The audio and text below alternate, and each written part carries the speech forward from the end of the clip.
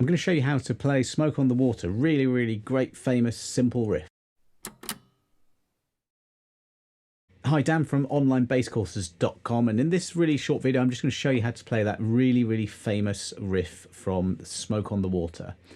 This is something that every guitarist will play, every beginning guitarist will play, but it's cool to play on the bass as well. Now I've got a PDF with a bunch of other riffs that you can download, and what I did with Smoke on the Water in that video is to play it in a different key because it's slightly easier to play. But this one is in the key of the original, which is G minor. So I'm going to show you kind of two ways of playing it, but you'll recognize it. It's really, really, really famous.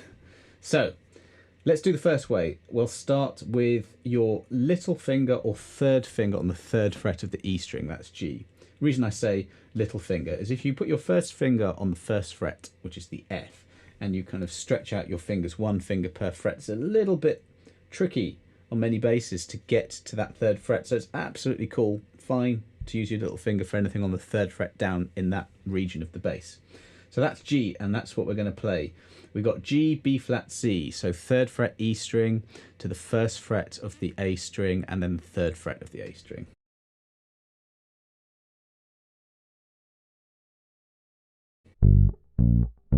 You literally can play those three notes, and anyone who knows that song will know it. It was in that film School Rock. Really, really, that made it famous to a younger generation. So G, B flat, C. And then we've got G, B flat, so that's third fret E string, first fret A string, and then fourth fret to third fret of the A string. Now here I'm just kind of, if I use my little finger, I'm just going to shift the thumb at the back of the neck just across a tiny bit just to access that fourth fret to third fret, which is where that C sharp to C natural is. Then it goes G, B flat, C, B flat, G. So that's third fret E string, first fret, third fret A string, and then back down again, first fret A string, and then finishing on that G again.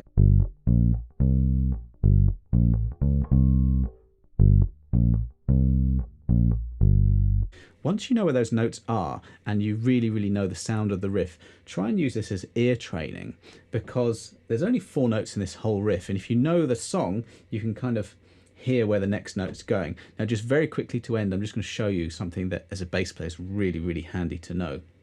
And then I'll show you quickly the second different position to play this. This is what is called a blues scale.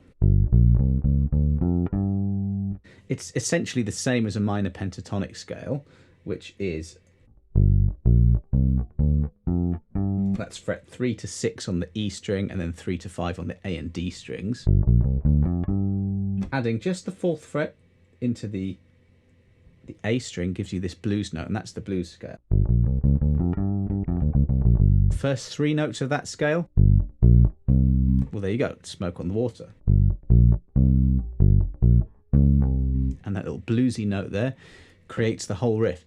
I wanted to show you that because that is a bit of a secret weapon for bass players, knowing that scale, the blues scale. It's used in so many bass lines and classic rock riffs, so really, really make sure you know that one. Here's how to play it in that other way. So I'm just, if you're playing first finger on the third fret of the E string, you've got the other fingers lined up, one finger per fret next to that. So we're just going up that blues scale, 3 notes, and then start again. And there's that bit there, so I'm going third fret, 6th fret of the E string, third fret A string, that's the first bit, and then you do it again, third fret, 6th fret, and this time 4th fret, 3rd fret of the A string, and then it repeats. 3rd fret, 6th fret, 3rd fret A string. I think it's really, really important to link a really common, important shape like this scale to a riff. Loads and loads of 70s funk bass lines, for example, use just these same patterns. Once you learn a few different bass lines and you realize that, then you realize that actually you only need to know a handful of patterns and shapes to get you really, really far. So really important to learn those.